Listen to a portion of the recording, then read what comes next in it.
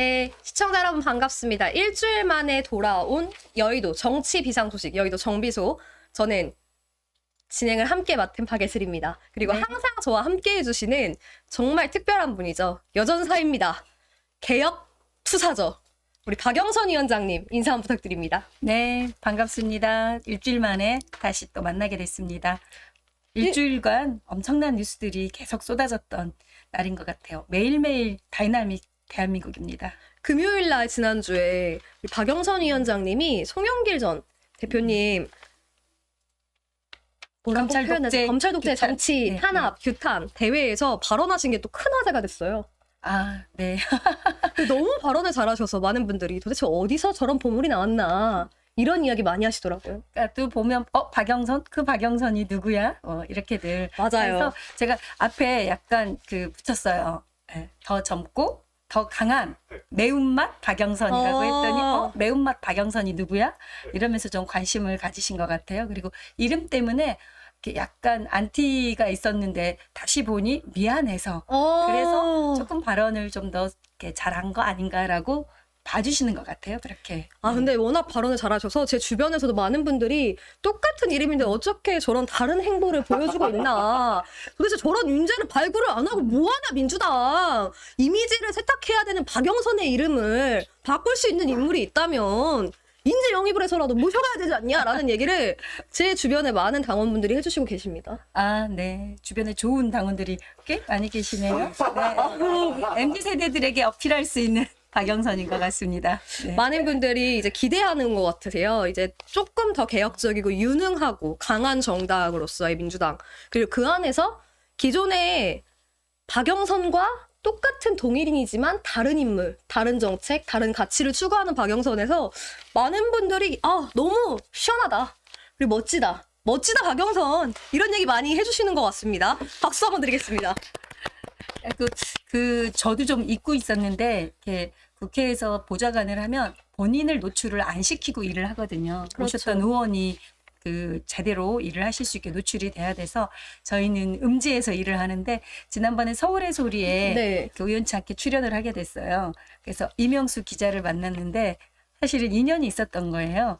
이명수 기자랑 국회에서 작업을 했었어요. 2017년에 탄핵 국면에 신현희 구청장이 네. 댓글 카톡방 만들어서 문재인 대통령, 문재인 후보에 대해 비방하고 허위사실 유포하고 민주당 의원들에 대해 저격하고 했던 현직 공무원인 구청장이 직접 공직선거법을 위반했던 내역을 시민 기자로 제보를 해주셨었어요. 이제 그때 그거를 이제 경찰청장 상대로 카톡 내용을 쫙 공개하면서 공직선거법으로 수사해라.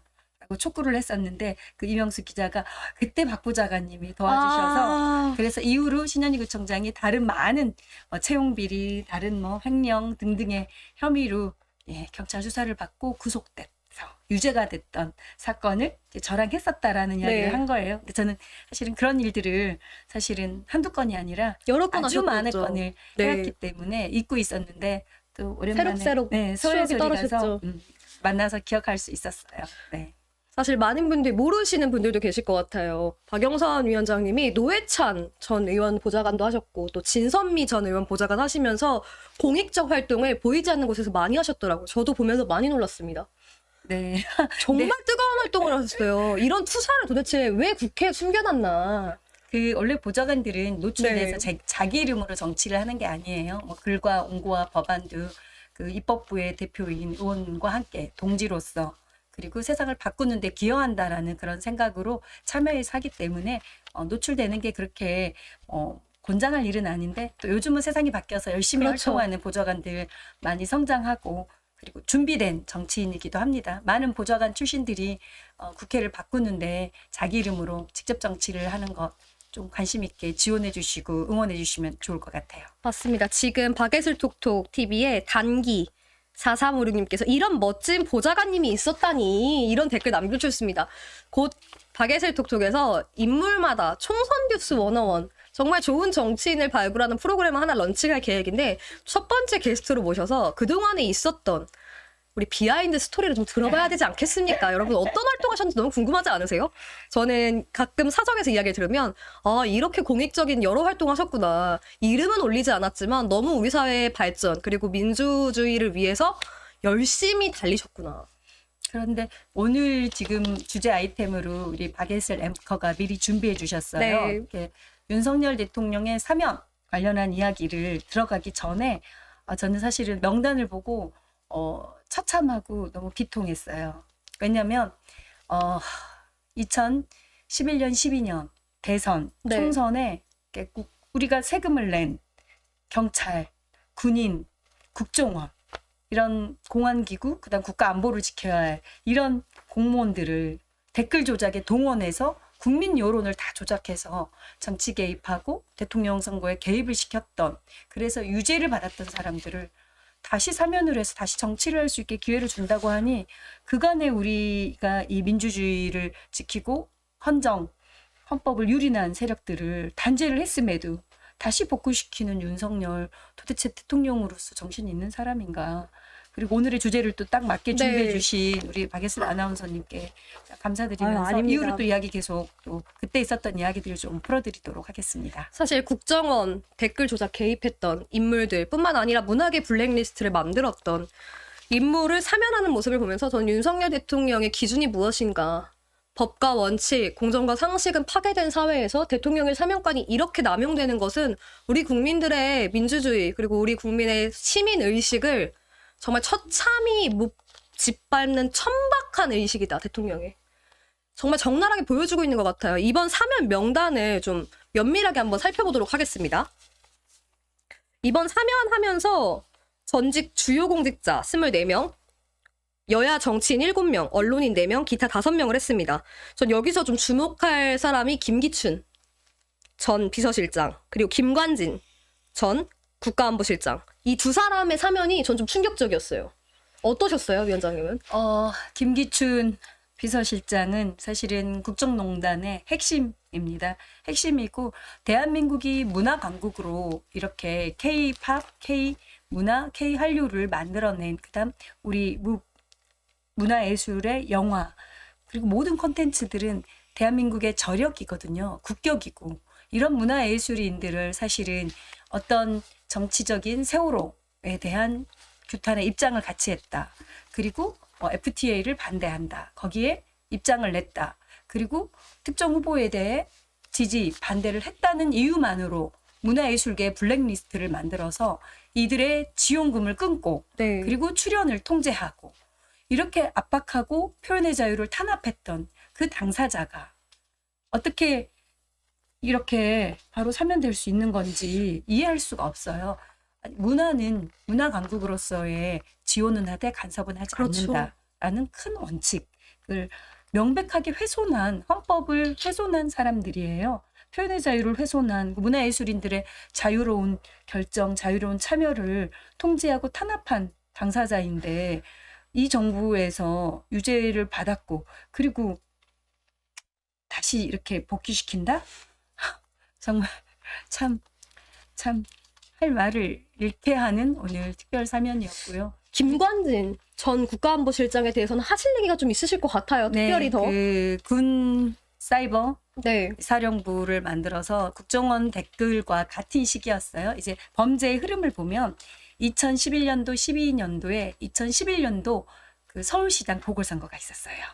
오세훈 시장이 네. 이제 무상급식 나는 못한다. 못한다 해가지고. 라고 하면서 서울시장 보궐선거가 있었고 그때 나경원과 박원순의 경쟁에서 박원순 시장이 당선이 됐거든요. 그때는 무명이었어요. 거의 시민사회 활동가를 하시던 분인데 그때 이제 이 정부에서는 이제 다음 아고라, 오늘의 유머, 뽐뿌, 보배드림, 뭐 여성 삼국 등등 모든 커뮤니티들이 지상파 방송에 대해서는 자기들이 장악을 했고 조중동도 자기들을 네. 도와주는데 온라인 세상에 본인들이 의견이 반영되지 않고 정권 홍보가 안 되니 그리고 민주주의를 위해 싸웠던 사람들이 이렇게 칭찬받으니 그때 이제 댓글 팀들을 만든 겁니다. 국정원부터 시작을 했어요. 국정원에서 이들을 교육시키고 그리고 사이버 지원이라는 명분으로 그리고 대북 심리전이라는 와. 대북 심리전, 그리고 잘못된 사실을 바로 잡는다, 정책을 바로 알려드린다라는 목적으로 발족은 했다라고 해요.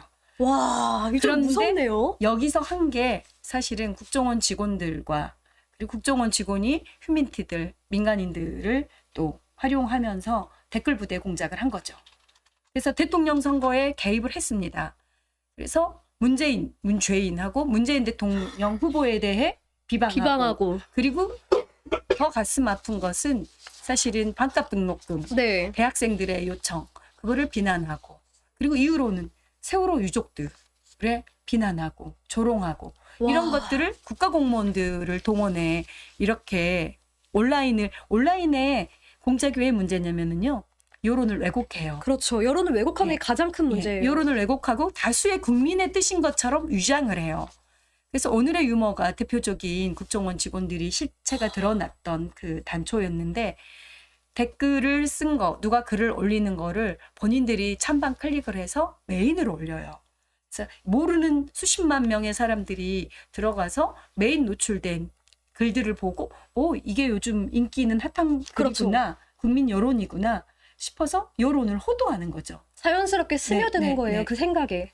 그래서 그때 이명박 와. 4대강 찬성하고, 그리고 진짜. 박근혜 네. 737 홍보하고, 그렇게 했던 게 댓글 공작입니다. 그러니까 국민의 의식을 오랫동안 지배하는 거를 온라인상 해왔던 공작이고, 트위터까지 겠습니다. 와. 그리고 과거에, 지금은 그 사이트들이 국정원 직원들이 없으리라, 기무사 전 군인들, 그다음 경찰 네.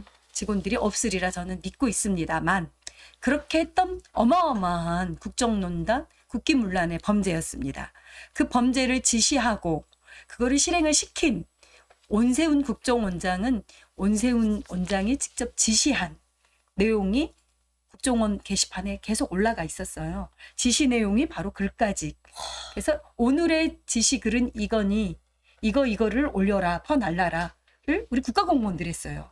국가공무원으로 채용되신 분들이 얼마나, 국가와 안보를 위해 뽑힌 분들이 얼마나 처참했겠어요. 근데 그걸 직업으로 그 일을 하도록 시킨 거죠. 그래서 그게 유죄가 됐습니다. 그렇죠. 원세훈 국정원장 유죄됐는데 지난해 8.15 특별사면했습니다. 맞습니다. 그리고 이번에 국방부 출신 김관진, 군 사이버사 운영해서 와. 고배드림, 디시인사이드, 뽐뿌, 와. 여러분들이 알고 계시는 고배드림, 오늘의 와. 유머, 다음 아고라, 네이버 포털들, 카페들 네. 만들어서 댓글 공작을 했습니다. 댓글이 아니라 글을 아예 써서 올렸습니다. 그랬고 개인에 대해서도 추적을 했어요. 온라인에서 그렇죠. 정부에 대한 비판을 많이 하는 오피니언 리더들처럼, 대장처럼 열심히 글 쓴 사람들 있으면 그 사람의 신상을 털어서 밑에다 댓글을 달아요. 너 와. 조용히 해, 이렇게. 근데 국가공무원들이 그렇게까지 투입이 됐는데, 그래서 유죄가 된 거예요. 그렇죠. 유죄가 됐고 공직선거법 위반이다 라고 결정이 됐고, 그런 상황인데 이들을 사면을 했다?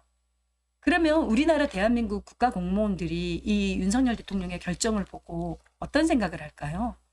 국가공무원들이 고난외 직권을 남용해서 위에서 시키면 국민 여론도 조작하고 국민들에게 엉뚱한 소리 하는 사람들이라고 생각하도록 만드는 이런 공작들을 했던 당사자들을 복귀시켰다? 그리고 만약에 출마를 할 수 있게 한다라고 한다면은 윤석열 대통령 또한 박근혜 이상의 국정농단, 탄핵의 사유만 겹겹이 지금 추가되고 있는 상황입니다. 무시무시한 상황으로 저는 보고 있습니다. 저는 총선을 앞두고 사면했다는 지점에서 좀 주목할 만한 것 같아요. 김관진 전 국방부 장관 같은 경우는 말씀하신 대로 사이버를 장악했던 경험이 있잖아요. 네. 윤석열 정부가 위기가 오면 올수록 총선을 앞두고 온라인이 지금 장악이 안 되니까 저는 다시 한번 이 댓글 공작이나 온라인 장악을 위해서 다시 과거의 인물들을 복권시키고 사면시키는 게 아닌가, 이런 생각이 듭니다. 제 국정원 댓글에 참여했던 멤버들 중에 사면받고, 그리고 그 당시 수사할 때 그 검찰에서 수사를, 우리가 윤석열 대통령이 국정원 댓글 수사 단장이었습니다. 본인이 수사해서 본인이 기소해서 유죄를 만든 사람을 본인의 공적이 사실은 그 박근혜 탄핵 관련한 박근혜 조사가 먼저가 아니었어요. 국정원 댓글 조사로 통해 국정조사를 통해 국회에 대비를 해서 저는 예?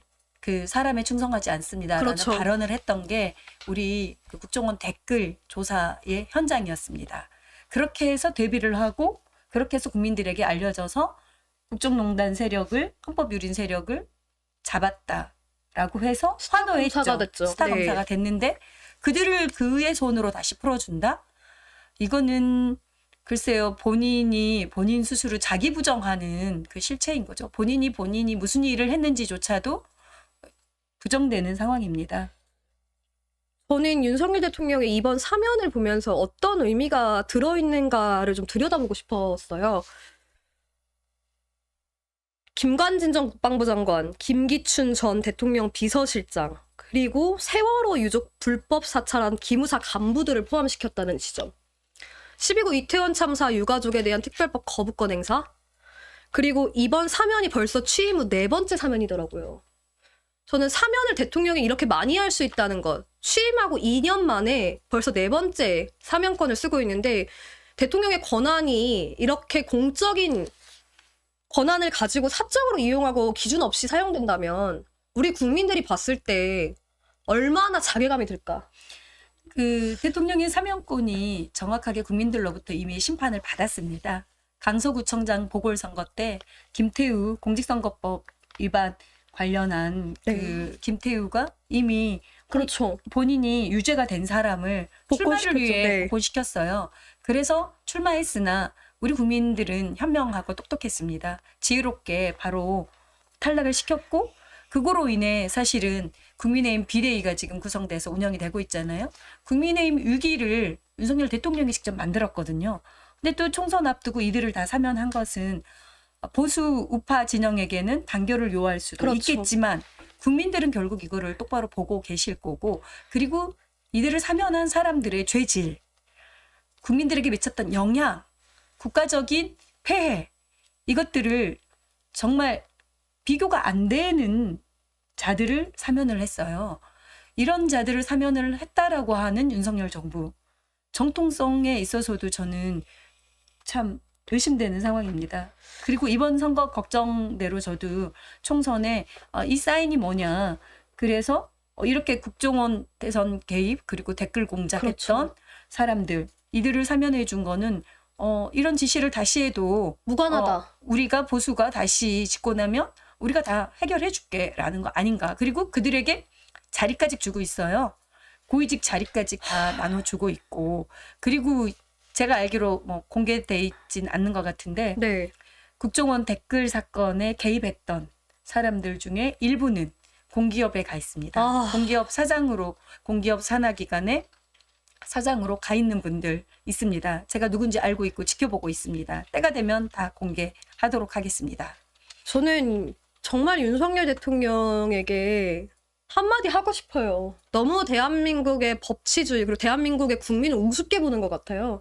대한민국 국민들이 가지고 있는 의식 수준을 얼마나 천박하게 보면 대통령이 이렇게 행동할 수 있나.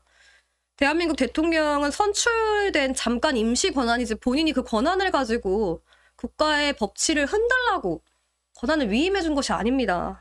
그리고 저는 여기서 조금 다른 데서는 안 짚은 게 있는데 네. 그 블랙리스트 관련해서는 그 김기춘만이 아니라 같이 유죄가 된 조윤선 네. 전 장관이 있거든요. 거긴 사면 또 안 했더라고요. 그러니까 저는 그게 좀 이상했어요. 그리고 또 우리 제가 말했잖아요. 국정원 댓글, 군 사이버사령부 댓글, 경찰청, 경찰에서도 예, 댓글이 있었습니다. 그래서 조현호 청장도 유죄가 됐거든요. 네. 근데 원세훈과 김관진은 특별 사면했는데 조현호 경찰은 지금 아직 사면이 안 됐거든요. 유죄 확정이 됐습니다. 대법원 판결까지 됐는데 그래서 조윤성과 예, 그 경찰청장은 윤석열 정부의 핵심 라인이 아니거나 누군가에게 좀 밉보였거나. 네. 밉보였거나 같은 범죄고 같은 죄질인데도 누구는 선택하고 누구는 선택하는 그 사면의 기준과 원칙 자체가 없는 그런 정말 제왕적인 왕만이 할 수 있는 유노하노라. 나는 너의 죄를 사하노라. 유노한다, 사하노라. 네. 이런 사면에 대해 정말 저는 이번 사면을 발표하면서 했던 윤석열 대통령 발언이 있을 거예요. 혹시 PD님 영상 준비됐을까요? 그 발언 영상을 보고 한번 계속 이야기를 나누도록 하겠습니다. 진짜 황당하더라고요. 함께 보시죠. 무엇보다 이번 사면은 활력 있는 민생 경제에 주안점을 두었습니다. 민생 경제 분야에서 일상적인 경제 활동에 도움이 될 수 있는 조치들을 시청자 여러분도 보셨다시피 민생경제 분야에서 일상적인 경제활동에 도움이 될 수 있는 조치들을 취하기 위해서 사면했다. 좀 어떻게 보세요?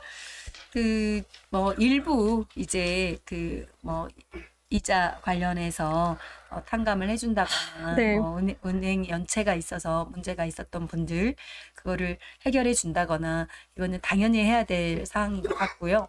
여기에 끼어 있는 이 정치인들과 그렇죠. 그리고 언론사 사장들 불법 노동 행위로 불법 노동 관련으로 유죄를 받은 분들까지 MBC 전 사장들까지 다 사면한 사면해줬습니다. 것은 또 이들의 정치 활동, 정치 행보를 하도록 길을 열어준 거고 그리고 정부에 충성한 언론인들만 계속 이렇게 성장시키겠다라는 시그널이어서 표현의 언론 관련한 권력 감시 비판하는 언론인들은 압수수색하고 고소고발 계속하면서 옥조이고 그리고 본인들에게 충성하는 언론인들은 또 이렇게 사면권을 남용하고 있는 이 모습이 이번 사면의 핵심은 사실은 민생은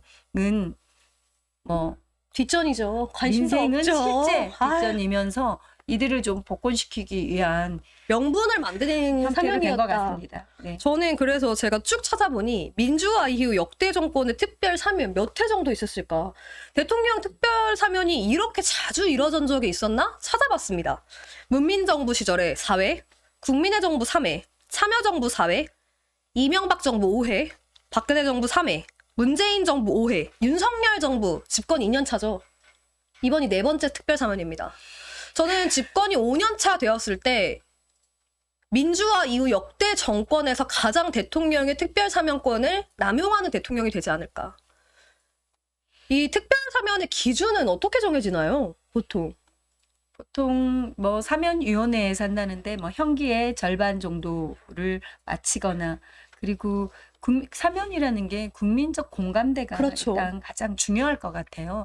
국민적 눈높이에서 국민들이 납득하고 이해가 될 만한 그러니까 사실은 헌법 질서에 있어서의 법치를 파괴하는 행위거든요. 사면은. 근데 그만큼의 법적으로 유죄를 받은 사람들을 사면하기까지는 국민적 공감대, 국민적 눈높이에서 충분하다. 그렇죠. 코로나 위기 상황이 있었거나 기후 환경 문제가 생겼거나 그리고 경제 위기로 신용이 갑자기 문제가 생겼거나 이랬을 때 생기는 것들에 대해서는 그다음 도로교통법 범칙 관련한 네. 특별 사면이나 생계형 사면들은 계속 있어 왔는데 정치인들과 그리고 국정농단 세력에 대한 사면은 이와는 다르죠. 그리고 이미 유죄를 받았고 헌법자임이 모두가 알고 있는 상황인데 이거에 대한 국민적으로 공감할 수 있는 사면은 절대 아닌 것 같습니다. 그 원칙과 기준은 국민들의 눈높이라고 저는 보고 있습니다. 저는 윤석열 대통령을 보면서 거부권 행사 그리고 특별 사면권 남용 대통령이 가진 권한이 어느 순간 제왕적 대통령으로서 모든 권한을 나의 짐이 국가로다. 몸소 보여주고 실천하고 있는 것 같습니다. 탄핵 마일리지가 이제 더 이상 쌓일 곳이 없어요. 포인트 충전 만땅인 거죠. 네, 이제 더 이상 포인트를 충전시키고 싶지 않아요. 빨리 그냥 없어졌으면 좋겠어요. 보고 싶지 않습니다. 그러니까 대통령의 거부권이라는 것이 정말 불가피한 사안에서만 써야 되고 그리고 특별 사면 또한 불가피한 경우에만 써야 할 최소한의 권한인데 거부권에 대한 지나친 남발, 남용 지금 9개의 법률을 그렇죠. 거부를 벌써 했고요. 역대 독재 정권에서도 이렇게 많은 거부를 하지 않았습니다. 그런데 이렇게 많은 국민들의 민생에 관련된 법들은 거부하고 그리고 사면권은 최소한으로 제한해야 되는데 본인의 편, 본인 정권에 도움이 될 만한 보수 우익들의 목소리에 콘크리트 지지자들을 위한 사면만을 반복해서 계속하고 있어서 대통령의 역대 권한과 권능을 더 넘어선 한 10년 이상 통치를 하고 있는 느낌이 들어요. 2년간 이렇게 많은 거부와 이렇게 많은 사면을 해내는 걸 보고 있으면은 참 진정한 민생과 진정한 국민들은 안중에도 없는 대통령의 제왕적 행보입니다. 사실 총선을 앞뒀다라는 지점에서 지금 윤석열 대통령이 굉장히 불안한 모습이구나라는 심리를 좀 드러내는 게 아닌가 싶습니다. 이명박근혜 대통합을 해서 어떻게든 총선을 이기고 싶고 어떻게든 정권을 유지하고 싶다라는 이번 사면의 의도가 들어있지 않나라고 저는 보여집니다. 살짝. 어떻게 그렇죠? 보셨어요? 그러니까 김기춘, 김관진 전부 다 이렇게 박근혜 정부 쪽에 화해 제스처를 화해의 손을 내미는 그렇죠. 행태이고 그리고 이들과 함께하는 세력이 누구인지 윤석열은 본인의 손으로 본인이 기소하고 수사했던 대상들까지 다 사면했고 그래서 자기 정체성을 이미 부정을 하면서 손잡고 싶어하는 세력들이 정말 보수 우파 그리고 대한민국의 민주주의에 가장 큰 해를 끼친 당사자들과 손을 잡는 그런 모습인 거죠. 지금 나온 기사인데요. MB 정부의 여론 조작을 했던 서천호 전 국회의원이 사면되자마자 총선 예비 후보로 등록을 했다고 합니다. 경남 사천 남해하동 출마 기자회견을 오늘 열었는데요. 저는 사전에 다 이야기가 된 게 아닌가. 이렇게까지 사면되자마자 바로 총선 예비 후보로 등록하는 걸 보면 사전에 이야기가 되고 제가 풀어드리겠습니다. 저와 함께 해주십시오. 저한테 힘을 보태주십시오. 얘기가 된 사람들이 아닌가. 참 너무 국민의 눈치를 보지 않는다. 우리 국민들의 수준을 너무 바닥으로 보는 것이 아닌가. 윤석열 대통령이 국민을 바라보는 수준은 자신이 통치할 수 있고 자신이 가리면 가려질 수 있다고 믿는구나. 그러니까 특히 김관진 같은 경우는 김기춘과 실제 하루도 지금 감옥에 가질 않았거든요. 하루도 가지 않고 지금 대법원에 재상고했다가 그러니까 서류를 냈다가 취하까지 했어요. 그건 이미 사면을 약속을 받은 거죠. 그래서 형을 집행도 하기 전에 이미 사면이 된 겁니다. 법적인 처벌을 하나도 받지 않은 거예요, 사실상. 그래서 이거는 약속 사면이라고 그러는데 저는 그런 좋은 용어, 고급진 용어로 쓰고 싶지 않아요. 이거는 짜고 치는 고스톱보다도 못한 뒷골목들의 양아치보다 못한 짓을 지금 하고 있는 거 아닌가 싶습니다. 우리 국민들 수준을 너무 아래로 보는 것 같아요. 시민의식과. 국민의 눈높이에 맞는 정치를 하겠다. 그리고 한동훈 위원장은 매일 얘기하죠. 동료 시민들과 함께 가겠다. 동료 시민들의 수준을 얼마나 천박하게 보면 이런 행동을 하는 것인지. 정말 천박한 정치의 끝판이다. 이제 더 이상 국민과 눈높이가 맞지 않는 천박한 정치는 그만 보고 싶다. 이런 생각이 듭니다. 그때 그들이 썼던 글들이 그 선거에 개입된 특정 후보의 지지 그리고 비방의 글만 했으면 저는 정치 개입을 위해 그 정권을 유지시키기 했나 보다라고 하는데 그것만이 아니었어요. 그들의 행태는 사실은 글을 쓰던 공무원들도 마음이 아팠을 거예요. 몇 가지만 이야기를 해드리면은 용산 참사에 대해 유족들을 조롱을 했어요. 그렇죠. 그러니까 가족을 잃은 그들을 그렇게 했고 그리고 종교조 그리고 민주노총 끊임없이 악마했습니다. 노동조합들의 건강한 노동 3권은 법으로 보장받은 노동자들의 권리입니다. 이들을 끊임없이 악마했고요.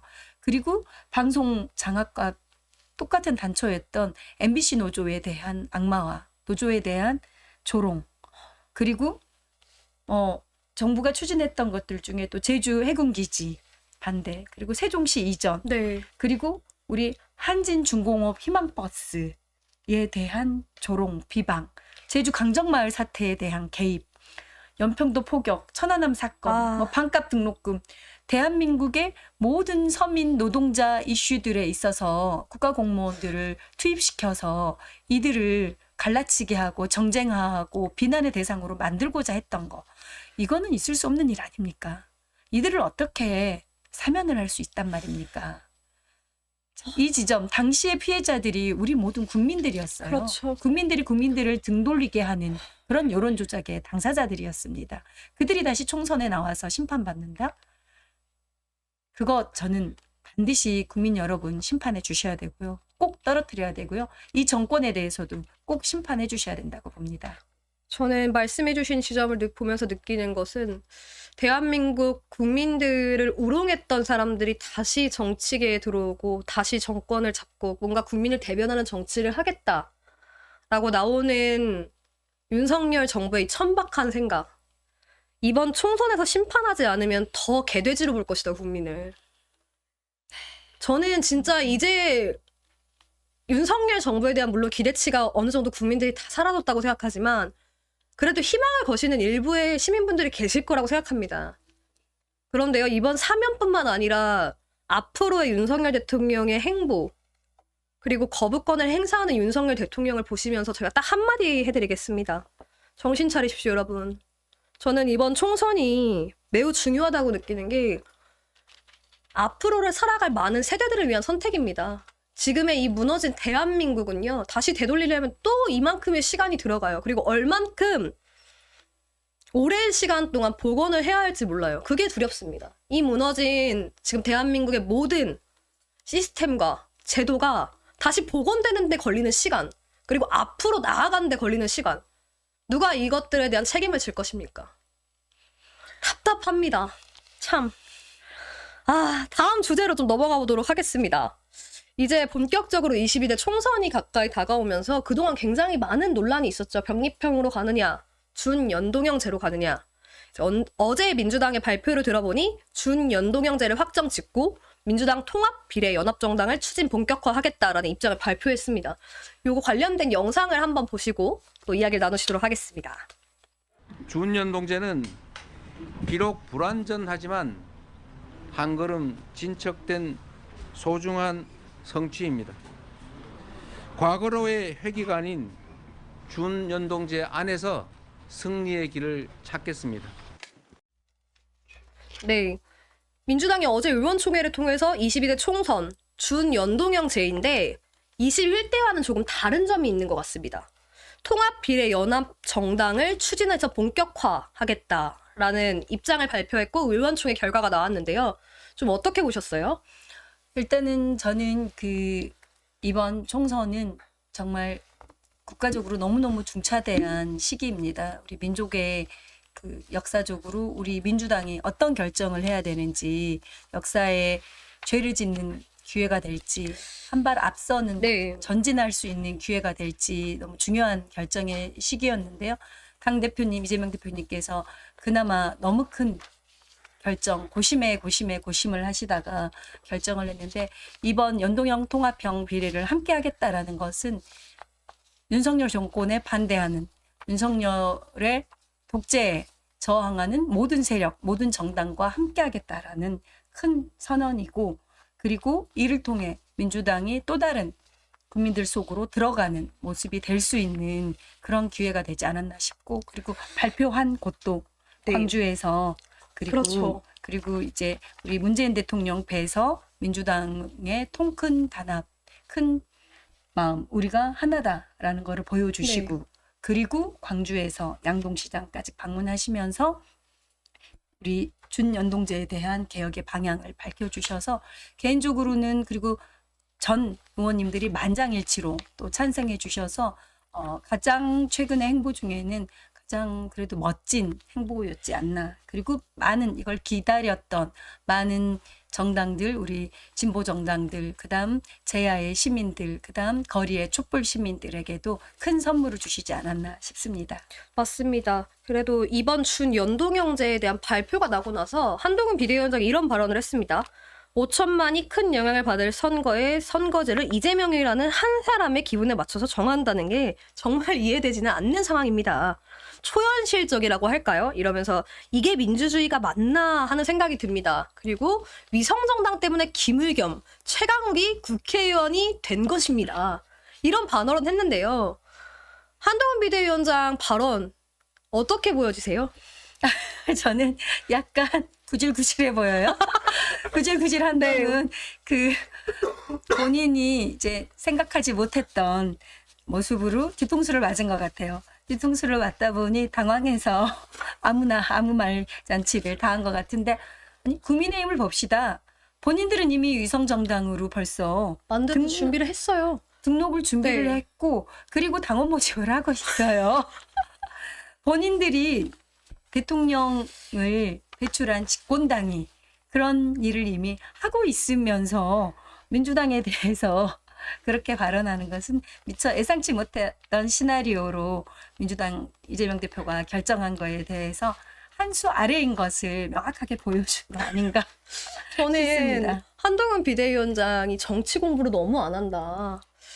현행 그대로 준연동형제가 진행이 됩니다. 21대는 부칙으로 그렇죠. 47석 중에 비례대표 의석 중에 30석이 준연동형, 17석이 캡을 씌워서 병립형이었다면 이번엔 이 부칙이 사라진 상태로 지난 선거와 똑같이 진행될 맞아요. 뿐입니다. 네. 무슨 이재명을 위한 민주주의다. 저는 이런 법 개정이 필요 없는 겁니다. 여야 합의 필요 정말 없고. 무식하고 멍청한 발언을 보면서 한동훈 비대위원장 스스로 멍청함을 드러내고 있다. 진짜 한심해요. 그러니까 아무 말 대잔치를 했는데 그로 인해 본인이 지금 뭔가 여야 합의가 안 됐다는 발언을 했어요. 합의할 필요가 없거든요. 그렇죠. 이거는. 현행 제도 그대로 가는 현행제도 겁니다. 그대로여서 국회에서 통과시켜야 될 법이 아닙니다. 아니, 그러니까 이걸 보면서 한편으로는 한동훈 비대위원장이 얼마나 준비가 안 된 상태로 급급하게 나왔나. 저는 요즘 한동훈 비대위원장 발언을 보면 불안하다. 그러니까 국민의힘 자체적으로도 시뮬레이션 준비가 안 돼 있었던 것 같아요. 그러니까 그렇죠. 민주당이 1안을 할지 2안을 할지 3안을 할지 그리고 원안으로 갔을 경우는 법안 통과를 위해 국회를 열어야 되는지 언제까지 해야 되는지 이런 자체 분석 자체가 없었던 것으로 보여져서 정말 준비 안 된 집권 여당의 비대위원장이지 않는가. 근데 우리한테는 오히려 좋은 좋은 거죠. 거죠. 네. 사실 21대 준연동형제에서 많은 분들이 지금 22대 총선을 앞두고 우려하시는 지점이 몇 가지 있습니다. 시청자분들 중에서도 댓글 남겨주시면 저희가 함께 읽어보면서 좀 이야기를 나눌 텐데 사실 21대 위성정당을 통해서 국회에 들어온 우리 조정훈 의원 이야기를 안 할 수가 없습니다. 민주당을 통해서 들어왔는데 지금은 국민의힘 소속으로 되었죠.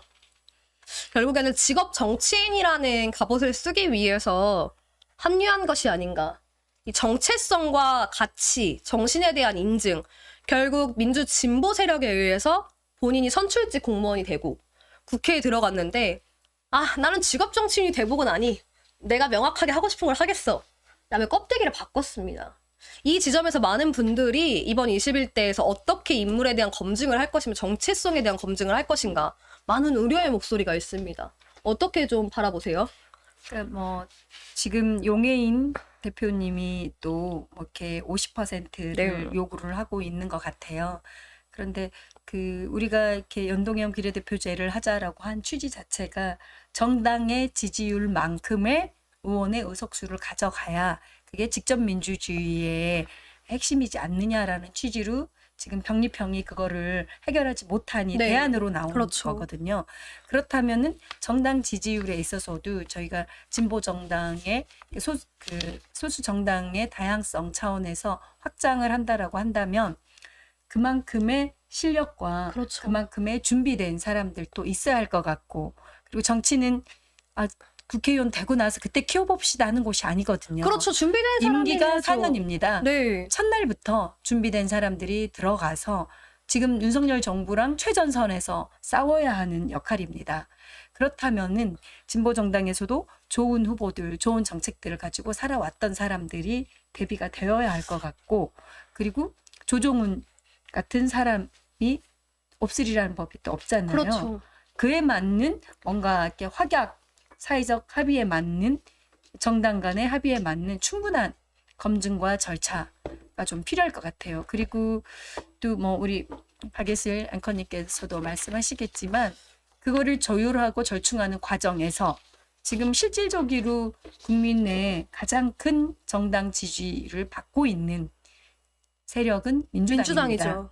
민주당이 주도하는 방법과 절차와 과정에 함께 할 수 있는 그런 내용들이 되면 저는 좋겠다 싶습니다. 맞습니다. 지금 통합비례연합정당이라는 큰 틀에서 민주당이 추진을 하고 있는 가운데 이걸로 거래를 하고 딜을 할 문제는 전 아니라고 봅니다. 가장 중요한 건 이 정권에 대한 조기, 종영이라는 큰 틀이 맞아야 되고요. 여기서 자신의 정당의 욕심, 내 정치적, 가치적 욕심을 먼저 부린다면 저는 국민들에게 지지를 얻기 힘들다고 봅니다. 그리고 이 안에서도 중요한 것은 단순히 내가 개혁을 하겠다, 내가 뭔가를 지키겠다가 아닌 윤석열 정권을 심판하고 대한민국의 무엇을 바꾸겠다. 깨끗한, 선명한 정치적 가치를 추구하고 정신을 가지고 있고 정책을 가진 실력 있는 정치인들이 필요하다. 이런 지점에서 제가 박영선 위원장과 방송을 하는 이유가 여러분 있겠죠? 여러분 저는 아시다시피 굉장히 냉정합니다. 저는 실력이 없는 사람은 여러분 말하지 않습니다. 여러분도 아실 거예요. 많은 시청자분들도. 제가 방송할 때 표정에서 여러분 드러난다는 얘기 많이 해주시잖아요. 제가 그런 얘기 굉장히 많이 듣습니다. 앵커님은 표정에서 다 드러납니다. 제가 방송할 때 보통 신나는 경우는 선명합니다. 개혁에 대한 목소리, 대중에 대한 목소리, 국민에 대한 음성, 그리고 정치가 해야 하는 역할, 무게, 책임, 그리고 그 책임에 대한 의지, 그리고 그걸 관철시킬 수 있을 만한 실력을 갖춘 사람들을 제가 보증합니다, 대부분. 네. 무섭습니다. 우리 박예슬 앵커님 그 기준이 아주 높은데요. 그래도 저는 이 정도의 기준은 있어야 이 어려운 싸움 속에서 총선 맞습니다. 승리하고 그다음 대선을 반드시 이겨야 됩니다. 그런데 이번 대선은 저는 기다릴 수 없는 대선입니다. 조기에 대선을 치러서 그렇죠. 건강한 대한민국, 원상 회복시키는 대한민국을 만들려면은 조기 대선을 치를 수 있는 그런 후보들로 준비된 선수들로 이번 총선을 준비하고 나가야 될 것 같습니다. 그래서 민주당도 이번 특별히 통합 미래 정당을 만드는 만큼 저는 실력 있고 좀 유능하고 개혁적이고 말 그대로 야당으로서 싸움도 하지만 민생도 살피고 그러면서 국민들도 설득하고 그러면서 정책도 펼치고 미래 사회를 위한 대책도 만드는 사람들, 그런 가치 비전이 있는 사람들을 명명백백하게 국민들에게 드러내고 우리 정당이 이만큼 실력이 있습니다. 여러분 보십시오. 우리 당만큼 실력 있는 정당, 정치인들 있습니까? 이렇게 승부를 봐야 되는 시점이 아닌가. 저는 그래야 조기 대선도 승리할 수 있다 라고 보여집니다. 요즘 최근 많은 분들을 만나서 듣는 이야기 중 하나는 우리 삶에 정말 실질적이고 필요한 것들을 낼 수 있는 정치인들을 보기가 힘들다. 왜 정치인들은 항상 여야 가리지 않고 본인들을 위한 본인들의 정치적, 정당의 입장만 가지고 싸우느냐. 먹고 사는 문제가 급하지 않아서 그러냐. 그러니까 효능감이 있는 정치인이 그렇죠. 필요합니다. 내 옆에 이 국회의원이 있으므로 이 문제를 해결할 수 있다라는 신뢰와 확신을 주는 그런 정치인들이 국민들 속에 함께 서야 되고요. 그런 분들이 또 발탁돼서 맞습니다. 민주당의 좋은 재원으로 활동해야 된다고 저는 봅니다. 저는 이런 지점에서 어제였죠. 이명백 공관위원장이 한 발언을 함께 이야기를 듣고 또 계속 이야기 나누시도록 하겠습니다. 본의 아니게 윤석열 검찰 정권의 탄생의 원인을 제공하신 분들 역시 책임 있는 자세를 보여주시기 바랍니다. 정권 심판 원칙을 말한 거라고 했지만 선배 정치인의 책임 있는 결정을 함께 언급했는데 임종석 전 대통령 비서실장 등 문재인 정부 청와대 인사들을 겨냥한 거란 해석이 나왔습니다. 문재인 정부에서 가장 책임 있는 역할을 했던 분들이 책임을 져야 되는 게 아니냐, 이런 일부 여론이 있는 것도 사실입니다. 저는 이명백 공관위원장 발언을 보면서 민주당의 일부 이제 오랫동안 다선을 했던 의원들 중 사실 민주당 의원이지만 이름을 모르는 분들이 너무 많았어요. 일을 어떤 일을 하고 있고 심지어 지역구 의원인데 현역 의원이 4선, 5선인데도 자기 지역구 국회의원 이름을 몰라요. 그 정도면 도대체 어떻게 당선이 된 거죠? 무슨 활동을 하고 있는 거죠? 어떤 정책을 펼치고 있는 건가요? 그리고 지금 윤석열 검찰 독재 정권에서 무엇을 위해 싸우고 있습니까? 어떤 목소리 내고 있고 어떤 활동을 하고 있습니까? 여러분 면밀히 들여다보고 따져야 합니다. 내가 사는 지역구의 의원 내 손으로 뽑고 내 권리를 대변하라고 국회에 보내놨습니다.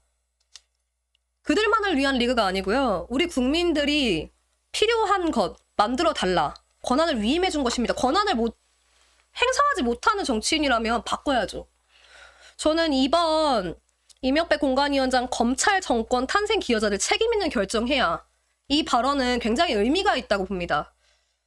지난 정부에서 검찰 정권의 탄생에 기여했다가 지금까지 한 번도 사과하지 않은 인사들이 있습니다. 저도 기억합니다. 출마하지 마십시오. 정말 저는 머리 숙여 국민들한테 사과하고 저희들이 실수했습니다. 부족했습니다. 모자랐습니다. 윤석열 검찰 독재공화국 만든 거 죄송합니다. 더 유능한 정치인들, 더 국민의 삶에 들어갈 수 있는 정치인들을 발굴해내고 국민들 앞에 사죄하겠습니다. 최소한 그게 책임 있는 정치인의 모습이 아닌가. 그리고 그것이 민주당의 승리를 이끌 수 있는 길이 아닌가 생각합니다. 언급하지 않겠습니다. 실명은. 한 번도 사죄하지 않고 지난 정부에서 고위직을 수행하면서 다시 출마하시려는 분들 정말 깊이 반성하십시오.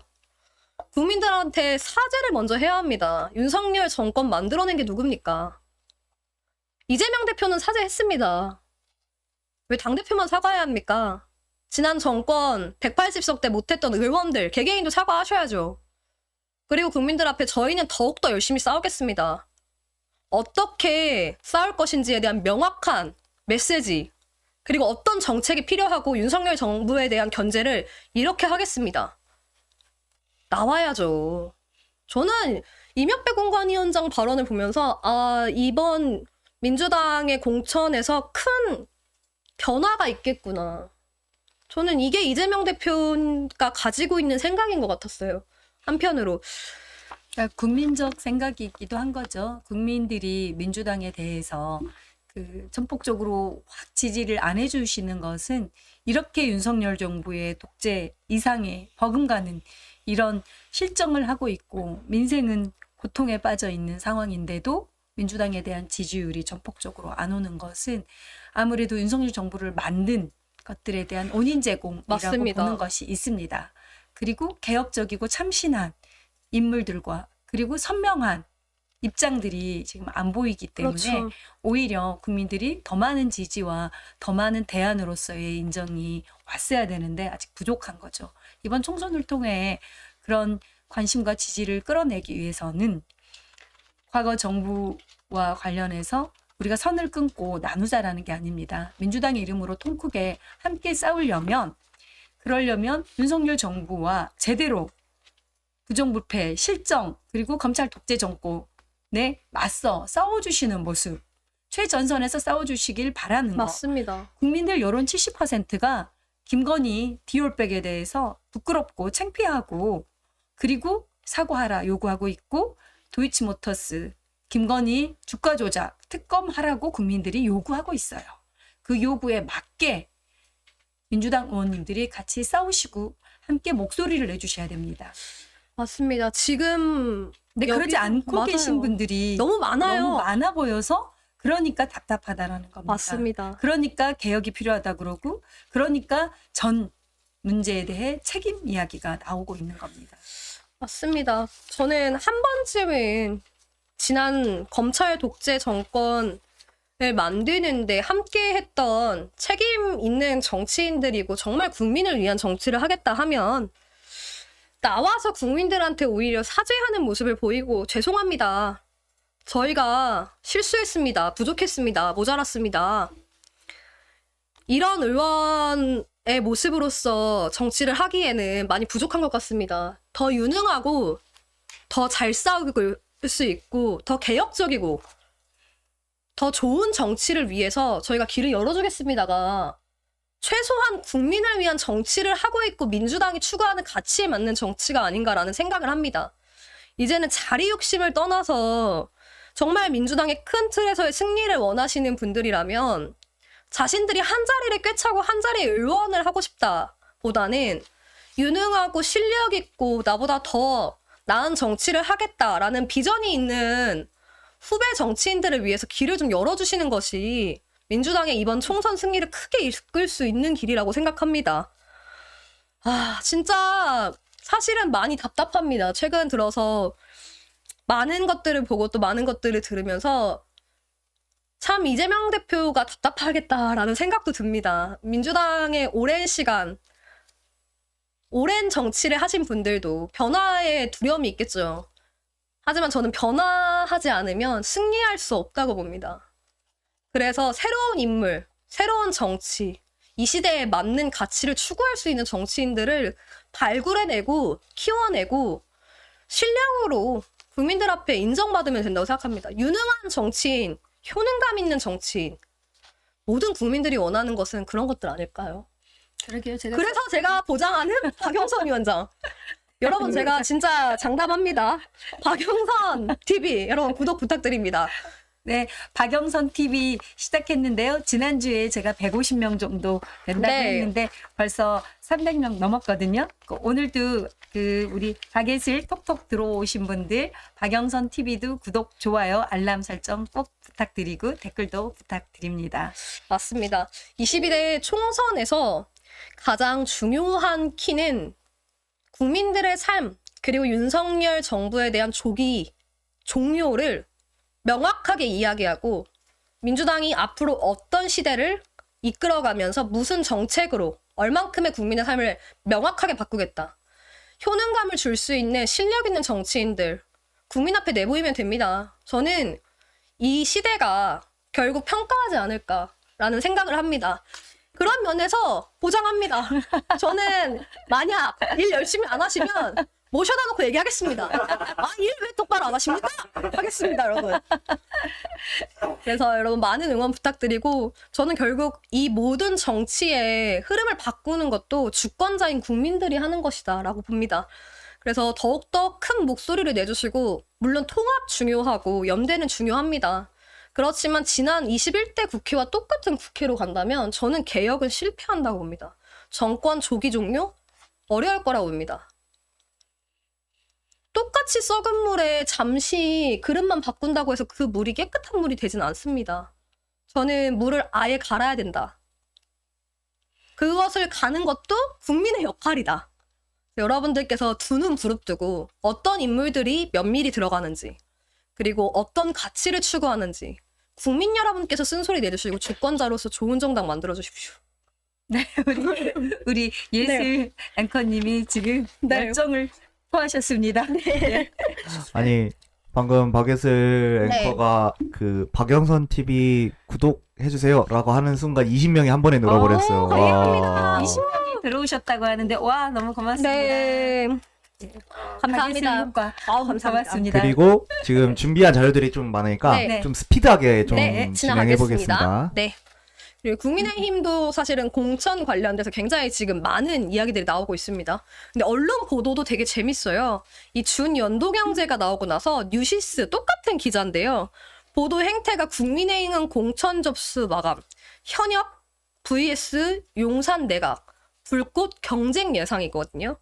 그런데 민주당에 대한 것은 민주공청, 볼성 사나운 계파 갈등이 난무. 여러분 그러니까 이 의제, 아젠다 설정을 어떻게 하고 있는지 여러분 보세요. 아까 얘기해 주신 것처럼 커뮤니티뿐만 아니라 이렇게 언론을 호도하고 만들어버리면 일반 국민들에게서는 민주당은 도대체 뭘 이렇게 볼성사나운 계파 갈등을 매번 해. 여러분 계파 갈등이 국민의힘은 없다고 생각하시나요? 전 더 치열하다고 봅니다. 지금 윤석열 검사 집단들, 검사 카르텔, 검사 사단들이 막 투하되고 있습니다. 맞습니다. 예, 용산에 있던 사람들, 윤석열과 함께 일했던 검사들, 집단들이 당선 가능한 곳에 마구마구 거기가 바로 자객 공천 아닌가요? 맞아요. 언론에서 쓰려면은 기계적 균형이라도 최소한 갖춰야죠. 자객 공천이 뭐냐, 누군가를 죽이게 가는 게 아닙니다. 정치 신인들이 경쟁을 위해 가는 거고 서로의 선의의 경쟁, 아름다운 불꽃 경쟁입니다. 그런데 민주당에게는 자객 공천이라고 쓰고 국민의힘의 검사들이 당선 가능한 지역으로 막 내리꽂아서 가는 것은 자객 공천이라는 용어를 안 쓰고 있거든요. 그렇죠.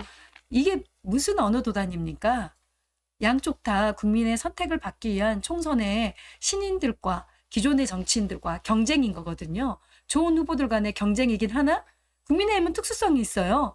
유독 검사들이 많이 가고 있거든요. 그렇죠. 그거에 대한 특이점들을 분석하고 써줘야 되는데 민주당에 대해서만 개파 그리고 자객 그리고 내부 갈등 이런 용어를 씁니다. 그런데 국민의힘은 어떻게 쓰나요? 선의의 경쟁 뭐 이렇게 쓰고 있어요. 그러니까 얼마나 웃긴 거예요. 그리고 지금 이 양지의 검사를 보내는 공천 과연 저는 어디서 시작됐을까? 이 검사를 등용하고 검찰의 모든 인사를 좋은 자리에 꽂기 위해서 누가 개입했을까? 그러니까 윤석열 대통령은 정치의 기본도 모르는 것 같아요. 자기 편을 더 확장시키고 새로운 사람을 영입하는 그런 정치로 가져야 되는데 자기가 알았던 검사들, 자기가 알았던 특수통들, 자기가 알았던 선배, 서울대 동기, 그리고 자기 그룹에 있던 검사 조직. 네. 그래서 제가 아침에 기자회견 하나 할 때 그렇게 얘기했어요. 하나의 조직 이상이다. 정말 뻔뻔해요. 하나의 이상으로 지금 검찰 쿠데타에 이를 만큼 우리 그 고발 사주 조작건에 있어서의 한동훈과 윤석열과 김건희 피해자로 두고 그리고 검사들이 조직적으로 움직였던 사안인데 국민의힘하고 내통해서 만든 고발 사주 아닙니까? 그랬는데 그때 함께했던 사람들, 모의했던 사람들을 중심으로 모든 자리를 나눠갖고 그리고 비대위원장까지 시키고 그리고 이후로 국회의원이 될 사람들까지 다 검사들로 만들고 있거든요. 민간 기업에 검사들 60여 명 이상 취직해 있습니다. 민간 기업에 가면 2억, 3억 이상 뭐 스톡옵션 통해서 몇 억대 재물을 지금 보장해주고 있고 그리고 공기업의 임원들로 검사 출신들, 검찰 수사국에 근무하던 수사관 출신들 수십 명이 가 있습니다. 그렇게 검사들이 지배하는 나라를 만들고 있는 거예요. 검찰 하나회라고 해도 저는 검찰 성렬회라고 해도 될 만큼의 지금 상황인데 저는 성렬회보다는 이 모든 뒤에 있는 건의? VIP1. 건의회? 건이다. 저는 요즘 이렇게 부릅니다. 국민의힘이라고 부르지 않고 윤심의 힘도 이제 지나갔다. 건의당. 진짜 공천 개입을 하고 있는 최근 이제 보도를 통해서 인재 영입하는 인물들을 면면히 살펴보면 아 김디올 씨가 조용한 이유가 있구나. 바쁘겠다. 총선 인재 발굴을 위해서 정말 도발받고 열심히 뛰고 있구나. 당무 개입을 실질적으로 하면서 공천 개입까지 하고 있구나. 건의의 힘. 건의의 힘. 정말 심각합니다, 여러분. 저는 이 검사들을 꽂는 것도 다 용산의 VIP1이 하지 않았을까? 라는 추측을 해봅니다. 아 그래서 그분이 요즘 좀 안 보인 건가요? 네, 매우 바쁘신 것 명단 같아요. 보면 할 일이 많으시니까 요즘 두문불출 안 보이면서 디올백 속에 숨어서 지금 공천을 고민하고 계시느라 안 그렇죠. 보이고 계셨. 그리고 또 지역도 다 제가 보니까 어느 정도 정해서 이 검사 여기, 이 검사 여기, 이 검사 여기 이걸 다 하고 계시지 않나. 그래서 매우 바쁘신 것 같습니다. 그래서 참 대한민국의 정부 여당의 비대위원장 한편으로 저는 좀 요즘 안쓰러워요. 총선 이후에 자기가 어떻게 될지 모른다. 맨날 발 뒤꿈치 들고 다니면서 꽃게손하고 이게 좀 살려달라는 사인 같아요 요즘. 자신의 목숨이 경각에 달렸으니 나를 구해줘라. 이제 안쓰럽기까지 합니다. 저는 이런 정말 수준 이하의 우리 대한민국 국민과 국격에 맞지 않는 정치 수준의 여당과 정부 이번 총선을 통해서 진짜 심판해야 된다. 그리고 더 좋은 세상을 위해서 유능한 정치인, 능력 있는 정치인, 효능감 있는 정치인들 국민 여러분이 두 눈 부릅뜨고 주권자로서 선택해 주셔야 합니다. 그리고 그 선택에 대해서 정치인들이 제대로 못할 때는 책임을 지게 해야죠. 국민 여러분께서 주권자로서 선택하셨고 대리로 권한을 위임해 주셨을 만큼 그 권한에 대한 책임을 지지 못할 때는 저는 바꾸는 것도 필요하다. 그리고 그 바꾸는 변화를 추구하는 것도 주권자인 국민의 몫이다. 라는 생각을 합니다. 우리 이제 또 다음 주제로 네, 가보겠습니다. 넘어가 오늘 좀 보지 제가 않을까요? 여러 가지 주제를 준비하는데 오늘 이제 10시죠. 앞으로 한 50분 후인 것 같습니다.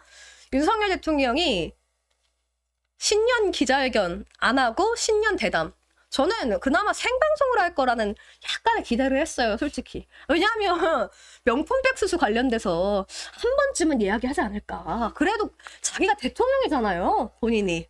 저는 그 생방송을 통해서 국민에게 이해를 구하고 양해를 구하고 국민 여러분 죄송합니다. 머리 숙여서 사과할 거라는 일말의 희망을 가졌습니다. 그렇지만 2월 4일 녹화 방송을 하고 2월 7일인 오늘 방송을 하겠다라는 대통령실의 입장을 보면서 이야 이제 정말 포기했다. 어떻게 보셨습니까? 연두 기자회견은 사실은 대한민국을 통치하는 대통령으로서 박정희 대통령 때 시작했거든요. 네. 1968년 때부터 그때는 뭐 즉 정해진 것대로만 그렇게 연두 기자회견을 했고 질의응답은 없었지만 연두 기자회는 올 한 해 이러이런 가치를 가지고 국정을 운영해 보겠다라는 국정 운영의 목표와 계획을 발표하면서 그리고 기자들로부터 질의응답을 네. 받는 그런 중요한 정치 일정이고 역대 대통령이 거의 많이 신년 기자회견을 했어요. 박근혜는요 탄핵 시기에도 했어요. 탄핵 2017년에 자기 변명 막 하려고 맞습니다. 막 변명하려고 탄핵 때도 신년 기자회견을 했어요. 저도 그럴 거라 생각했어요. 네, 네. 지금 그래서 국정 지지율이면 한 번쯤은 국민들이나 기자들 만나서 질의응답하는 모습은 보여야 되지 않나.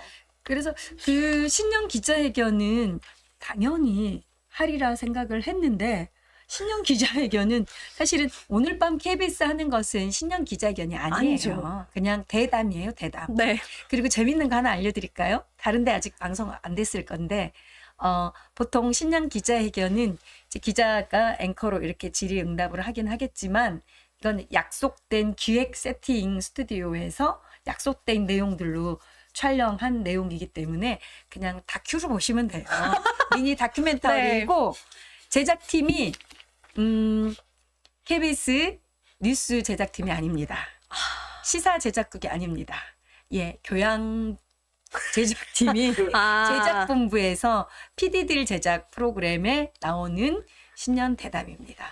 그래서 그 제가 알기로 내부에 양심 있는 기자와 PD들은 피한 이걸 거죠. 못하겠다 이래가지고 외주 제작사가 예, 대통령실과 함께 제작하고 있는 것으로 제가 들었습니다. 그래서 이 내용에 대해 뭐 새로운 이슈가 있거나 국민들의 궁금증 그리고 국정 운영의 계획에 대해 정말 이렇게 소상히 설명하고 양해를 구하거나 그리고 국민들께 주가 조작 그리고 명품백 뇌물수수 의혹에 대해 진심으로 사과를 하거나 그런 거를 기대해서는 안 될 것 같습니다. 아니 저는 사실 약간 기대했습니다. 그래서 국민 눈높이에 맞지 않고 최소한 명절 밥상에 오를 본인 아내잖아요. 그렇게 사랑하는 사랑꾼이 대신 욕을 먹어주지 않을까. 아유 제가 부덕함에 저희 아내가 그런 실수를 저질러서 국민 여러분 죄송합니다. 좀 양해를 해주시면 감사하겠습니다. 제가 좀 부족했습니다. 이 정도의 좀 반응은 쇼라도 할 줄 알아야 되는데 제가 확인한 결과 이번 신년대담에서 김건희 여사 명품백 논란 관련된 입장은 이렇게 나올 것 같습니다. 우리 아내가 과거에 이 아버지 삼친끼리의 이 역사가 좀 있습니다. 그래서 좀 이렇게 그 친분을 이용한 그런 공작 세력들한테 우리 아내가 너무 순수해서 당한 겁니다. 네, 약간 이러지 않을까. 윤석열 대통령이라면. 근데 저는 윤석열 대통령 취임 벌써 2년 차잖아요. 작년 여러분 신년 기자회견도 하지 않았습니다. 윤석열 대통령이 청와대에서 나올 때 뭐라고 했죠? 국민과 소통하는 대통령의 모습을 보여주겠다라고 해서 용산으로 그 수조 원의 비용을 들여서 옮겼습니다. 그런데 도어 스태핑 중단을 했죠? 취임 100일 이후 기자회견 한 번 하고 기자들과 만나지 않습니다.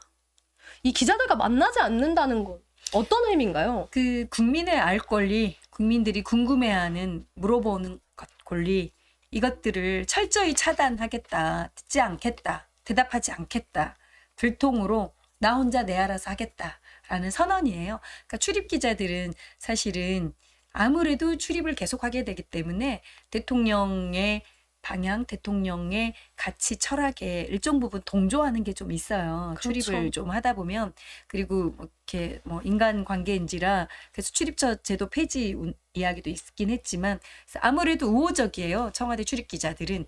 그런 기자들하고 사실은 신년 기자 간담회, 신년 기자회견을 통해 질의응답하면서 또 불편한 내용, 그다음 궁금해하는 내용, 그리고 대통령이 무슨 생각을 하고 있는지, 앞으로는 어떻게 할 건지, 이 문제에 대해서는 어떤 해답을 줄지, 이런 것들을 통해 소통하고 이야기하자. 그리고 국민들이 대신 궁금해하는 거 기자들이 물어봐주는 그런 공간인데, 그래서 옮긴 거잖아요. 그렇죠. 청와대가 너무 이렇게 구중궁궐로 거리가 멀어서 네. 가깝게 소통하겠다라고 옮겼으나 도스태핑 MBC 기자가 슬리퍼 신고 와서 불편 날리면 관련해서 바이든 날리면 관련해서 질의하고 이러니까 벽을 쌌어요. 아예 출퇴근을 가리게. 네. 벽을 쌓은 이후에 아, 그리고 중단됐습니다. 몇 개월도 못하고 바로 중단됐어요. 용산으로 옮긴 이유가 뭡니까?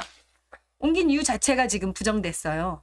그리고 국민들과 소통하겠다? 무슨 소통을 하는 겁니까? 불통으로 또 국민들의 법안까지, 국민들이 필요로 하는 민생 법안까지 다 거부하고 있으면서 왜 거부하는지 기자들이 물어봐야 될 거 아니에요. 본인은 답변해야 될 거 아닙니까? 그러려고 대통령으로 있는 거 아닌가요? 왜 대통령으로 앉아 있는지 본인이 해야 될 책임과 의무 또한 지키지 않고 있는 대통령이에요. 그래서 신년 간담회, 신년 대담, KBS 신년 대담 저는 진짜 약간의 홍보, 미화, 다큐로 들어있을 거라 보고 자 지난해 조선일보랑 단독 인터뷰 했죠. 단독 인터뷰했습니다. 그때 단독 인터뷰 5면 했거든요. 네. 5면 지면으로 깔았는데 와 거기 왜 대통령 신년 대담인데 김건희 여사 사진이 나올까요? 김건희 여사 강아지 안고 있는 사진이 조선일보 단독 인터뷰 사진에 자 이렇게 한 4분의 1 정도 사이즈로 박스로 실려 있습니다. 네. 나중에 이렇게 기회 되시면 찾아보시면 그리고 우리 김건희 여사도 이제 활동도 하고 뭣도 하고 뭐 이런 거 했으면 좋겠다라는 취지의 발언이 있죠. 발언을 했어요. 그러니까 도대체 대통령이 신년 인터뷰에 국정 운영 계획과 방향을 말해야 될 인터뷰에 김건희가 좀 활동할 수 있도록 이렇게 자리 깔아주는 그런 인터뷰를 조선일보랑 했던 거예요. 와, 김건희를 위한 작년 인터뷰였어요. 저는 진짜 윤석열 대통령의 국정 철학은 정말 한 군데로 향해 있구나. 오로지 김건희 여사, 자신의 아내만을 위해서 살구나. 저는 윤석열 대통령이 대통령 자리에 오른 이유는 딱 하나라고 생각합니다. 이 특검을 막고 본인의 아내를 비호하고 처가를 지키고 내 아내에게 이혼당하지 않기 위해서, 버림받지 않기 위해서. 정말 여신이 드러나고 있습니다. 아니 정말 국정 철학을 담고 있는 이 신년 기자회견 의미가 있잖아요. 국민들이 앞으로 윤석열 대통령이 어떤 국정으로 철학으로 정책을 만들어서 국정 운영을 할 것인지, 우리나라 외교, 안보, 경제 정책은 어떻게 갈 것이며 국정 운영 평가는 어떻게 들리고 있으며 기자들이 그런 것을 묻고 답하는 시간이 신년 기자회견이잖아요. 저는 조선일보를 선택했고 작년에 올해 KBS를 선택했고 이러한 선택적 언론을 선택해서 대담하는 형식, 언론계에 어떤 영향이 있을까요 좀? 본인이 가장 친숙하고 편안한 곳을 선택을 했겠죠. 그리고 원래는 사실은 신년 기자회견은 기자회견대로 하는 거예요. 그리고 언론사별 대담은 있을 수는 있어요. 그런데 한 언론사랑 했으면 노무현 대통령 같은 경우는 거의 신년 기자 간담회, 기자 브리핑, 기자 대담 150번 이상 했거든요. 그 문재인 대통령도 신년 기자회나 기자회견을 20번 정도는 했어요. 그런데 지금 몇 번 하지도 않았고, 그리고 첫 작년 신년 기자 특별 인터뷰를 조선일보하고만 했고요. 네, 단독 인터뷰죠. 이미 모든 언론의 대통령의 원픽은 조선일보다. 그리고 조선일보에서 아내의 할 일이 적지 않더라. 겸손하게 잘 하라고 했다. 왜냐면 대선 때 사과했거든요. 아내로서만 역할을 역할하고 해야겠다. 네. 자중하며 성찰하며 지내겠다라고 고개 숙이고 눈물 글썽글썽이며 기자회견을 했어요. 그 이후로 조선일보 인터뷰를 통해 전면적으로 복귀를 시켰어요. 국정에 참여할 수 있게끔 네. 조선일보 인터뷰에 체력관리 강아지들과 걸으며라고 대통령 인터뷰가 아니라 본인 부인 자 앞으로 할 일을 해주게끔 복귀시키는 일을 이 조선일보 지면을 통해 하도록 했고 그리고 이번에는 이제 KBS예요. 네. 예, KBS 본인이 박민 원래 있던 사장 날렸죠. 임기도 안 끝났는데 갈아치우고 예 정말 직원들의 반대와 국민적 반대 방송에는 방도 모르는 예 박민 사장을 낙하산으로 앉혀놓고 이 지금 MBC도 바꾸려고 했는데 지금 법원에서 브레이크 걸어서 못 바꿨거든요. 맞습니다. 그래서 KBS가 가장 편한 곳으로 이미 장악을 했다라고 생각을 하는 거예요. 본인의 의도대로 연출 기획 송출을 해주리라 믿고 있기 때문에 KBS를 지목해서 KBS에서 지금 오늘 밤에 10시에 대담이 나갈 거고 다큐 형태로 홍보 영상, 해외에서의 정상 영상 그리고 뭐 또 뭐 안에도 종종 또 등장할 수도 있겠습니다. 저는 또 화면에. 이번을 통해서 복귀를 시도하지 않을까. 이번 피해자인 것으로 또 네, 인정해주고 분답해주고 정말 네, 우리 네. 안에 순수하고 정말 많이 힘들어합니다. 이래서 이 명분을 쌓아서 다시 한번 복귀를 하는 계기가 되지 않을까. 어떻게 보세요? 내 총선이 있어서 복귀까지는 저는 글쎄 그 정도도 생각하지 못하는 바보일까 싶긴 한데 뭐 바보일 우리 민주당으로서는 좋습니다. 김건희 여사 자꾸 나와서 네. 국민들에게 분노를 계속 쌓아주시면 좋을 것 같습니다. 네. 네. 네, 이제 평균님이 방송을 시간을 자꾸 네. 말씀해 방송을 주셔서 끝내야 네. 되는데 그 우리 박앵커님이 그 우리 마이보험 체크 한번 네. 펴주시는 동안 제가 잠깐 이거 1분 정도만 설명해 드릴게요. 네. 국방부가 독도가 영토 분쟁 중이라면서 독도를 지도에서 뺐죠. 그래가지고 엄청난 이슈를 몰았어요. 근데 어제 국방부 장관 신원식 장관이 대한민국과 요르단의 축구를 직관하는 장면이 찍혔어요. 뭐하는 아유, 독도는 빼놓고 지금 다른 나라 가가지고 축구 보고 앉아있는 이 장면을 보고 내가 진짜 어이가 없어가지고 새벽에 저거 캡처를 한 걸 보게 됐어요, 제가. 너무 잠이 안 와가지고 열받은 거예요, 제가. 그래서 여러분들 꼭 이번 총선 중요합니다. 네. 이제 마지막으로 마이보험 체크 광고 잠깐 하고 클로징 멘트 하도록 하겠습니다. 여러분, 나의 보험 가입 상태를 믿을 수 있는 정직한 보험 전문가가 객관적으로 체크해서 공정한 평가와 합리적 대안을 제시하는 마이보험 체크.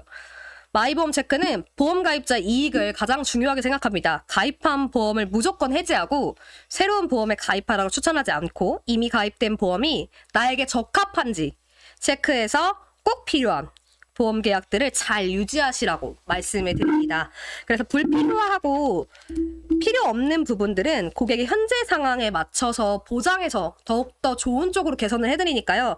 여기 하실 때 여러분 그 안진걸 TV 통해서 왔다라고 남겨주시면 상담자분께 더욱더 친절한 상담을 해주신다고 합니다. 그래서 마이보험 체크 여러분 많이 이용해 주시기를 부탁드립니다. 그리고 이제 내일 모레죠. 설 연휴입니다. 설 연휴인데 여러분 많이 답답하시고 또 숨 막히시는 분들도 계실 것 같아요. 그렇지만 잠시라도 가족분들과 함께 이 세상 걱정, 나라 걱정 내려두시고 풍요로운 시간 보내시길 바랍니다. 박영선 위원장님도 한마디 부탁드립니다. 네. 그 전에 네. 한분씩 설 덕담 한마디씩 하고 방송을 종료하는 거 할게요. 원샷 잡을게요. 네. 우리 박영선 위원장님부터. 네, 시청자 여러분 새해 복 많이 받으시고요. 네, 올 한 해 내내 건강하시고 그리고 총선 반드시 민주당 승리해서 올 한 해 정말 대한민국을 바꿔내는 그런 복된 한 해가 될 수 있도록 했으면 좋겠습니다.